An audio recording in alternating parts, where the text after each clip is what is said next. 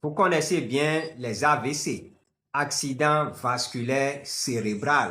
Vous savez que lorsque vous êtes frappé d'un AVC, votre vie est non seulement menacée, mais au-delà de votre vie, il y a le gros lot de séquelles que vous risquez de traîner tout le reste de votre vie, même si vous survivez à cet AVC. Et c'est pourquoi un grand chercheur a dit, pour un AVC, le temps, c'est le cerveau. Lorsque vous faites un AVC, le temps joue contre vous. C'est une course contre la montre.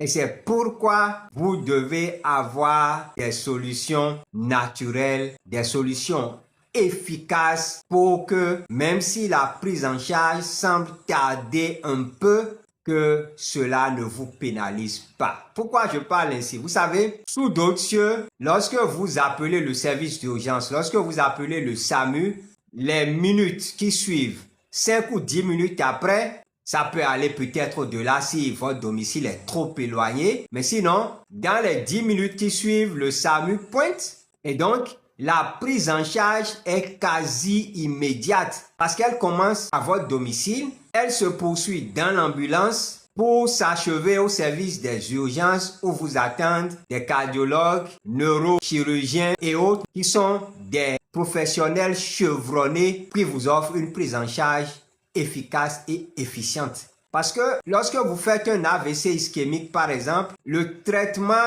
qui est appliqué d'urgence, qui est la thrombolyse, doit, pour rester vraiment efficace, se faire dans les 4 heures de temps qui suivent l'AVC, au maximum 4h30. Sinon, au-delà, toute une région du cerveau sera nécrosée, sera perdue. Alors ça, c'est sous d'autres cieux. Mais en Afrique, qu'est-ce qui se passe? Vous appelez le service des urgences. Si vous avez beaucoup de chance, il y a quelqu'un qui décroche, sinon personne ne décroche.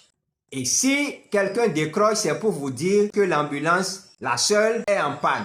Ou si elle n'est pas en panne, qu'elle n'a pas de carburant. Il y a des fois même on demande à ce que vous envoyez de l'argent pour mettre du carburant dans l'ambulance avant de venir chercher la victime d'AVC. Et si vous n'avez pas cette chance-là, il faudra trouver un moyen pour transporter la victime dans un centre hospitalier qui a le plateau technique adéquat capable de prendre en charge ce type de cas. Sinon, vous irez d'un centre hospitalier à un autre et finalement, on vous dira, avant toute intervention, il faut un scanner. Et c'est là où un autre périple commence. Parce qu'on vous dira par exemple que le scanner est à 200 km de l'hôpital où vous vous trouvez. Vous vous rendez là-bas, on vous dit que le scanner est en panne, qu'il faut aller dans une clinique privée. Vous allez là-bas, on vous dit les techniciens sont déjà rentrés ou sont en week-end, qu'il faut attendre 2 jours après. Vous finissez par faire le scanner, vous ramenez. Le cerveau a eu déjà le temps de mourir. Ce que je viens de décrire, ça peut faire sourire certains, et d'autres vont se retrouver pleinement dans ce descriptif parce qu'ils ont vécu exactement ce type de cas. Mais il aurait suffi que vous ayez ces 2 solutions chez vous. Parce qu'un accident ne prévient pas. Un AVC ne prévient pas.